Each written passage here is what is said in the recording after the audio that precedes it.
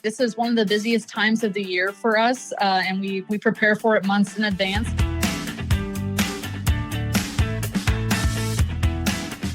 You're listening to Beyond the Ballot AZ. I'm Tom Collins, Executive Director of the Arizona Clean Elections Commission. And I'm Gina Roberts, Voter Education Director. Today is a special edition of this show, all about 4th of July fireworks. Now, if you're doing your own fireworks this year, you should know that fireworks are legal in some part of the state, but they're illegal in others. So you'll need to check with your city or county before you start setting anything off. Gina, are you a big fireworks fan?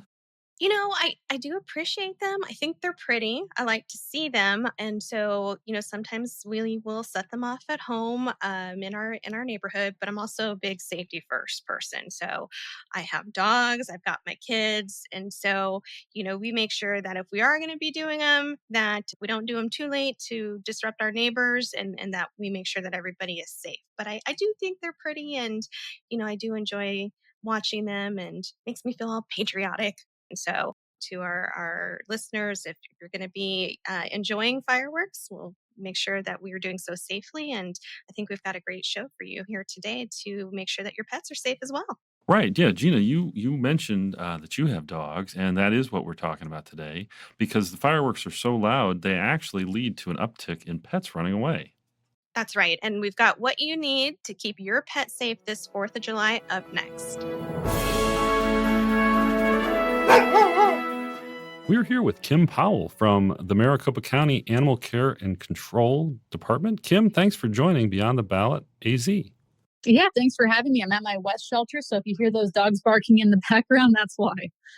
So, Kim, going into a holiday weekend with the noise and activities that are going to be going on, how is our pet experiencing that? Yeah, when you really think about 4th of July, part of that is you might have a big party. You might have your guests coming over with, of course, delicious smelling barbecue or something like that. And that could be already pretty stressful on your dog, whether you kind of realize it or not. Like sometimes those are overwhelming situations. And then as you go into the night, they start hearing those fireworks. That might just add on to their stress and anxiety that they're already feeling.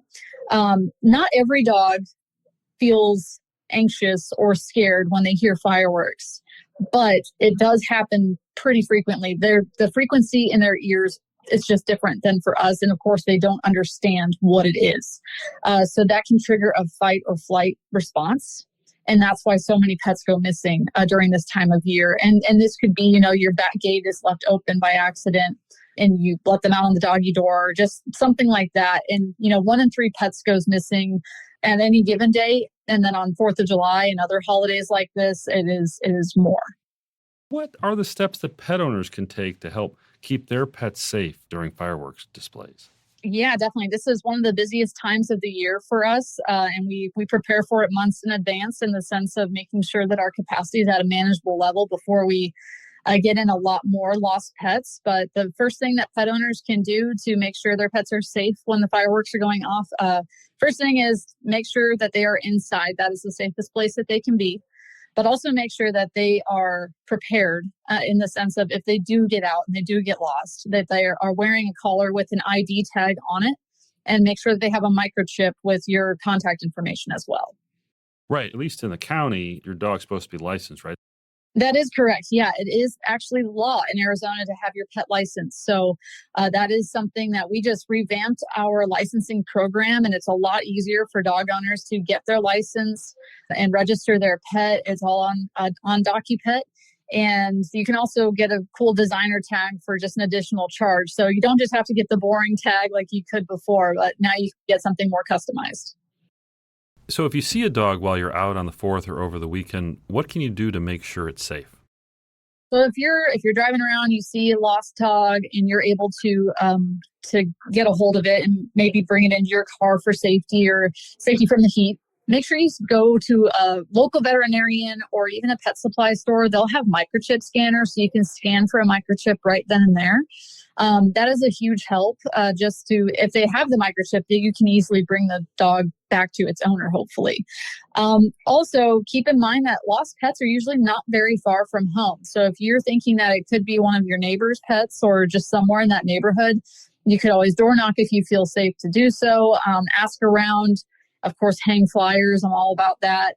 And then use the power of social media. You know, a lot of people post their lost pets on their Nextdoor page or Facebook on Stradar, and use that to your advantage because chances are their owner is frantically looking for them. Do you have any tips for folks on how to help create a calming environment for that pet?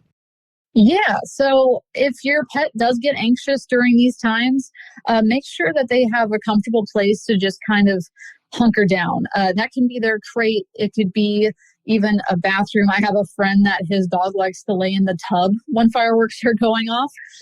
And that works for them. You know, it makes the dog feel comforted. Make sure that they have a comfortable blanket, something to lay on, their favorite toy. Give them a bone to chew on, maybe a stuffed Kong. Just keep them busy. And also, you can play calming music or just a TV show, just something to distract them from those scary noises that are outside. So at some point, nature is going to call, and your dog does have to go outside, fireworks going off. Do you recommend folks check for things like gates and such to make sure that their area is as secure as it can be? Yeah, absolutely. You know, duty calls. So they are going to have to go outside at some point. I strongly recommend going outside with them. And if you know that your dog has that flight risk when it comes to the fireworks, keep them on a leash, even if it's your backyard. You never know. Maybe they have what it takes to jump over that big block wall, or they can dig a hole and go under your fence.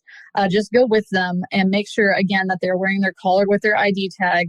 And if you have them on a leash, that's the most secure that they can be.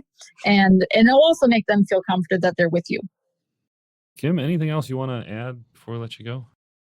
Just because your pet wasn't afraid of fireworks last year or the year before that doesn't mean that this year will be the same. You know, dogs' ears change over time as they get older. The sounds might sound a little differently, and therefore maybe this year they're really scary for them. So just keep that in mind with your pets.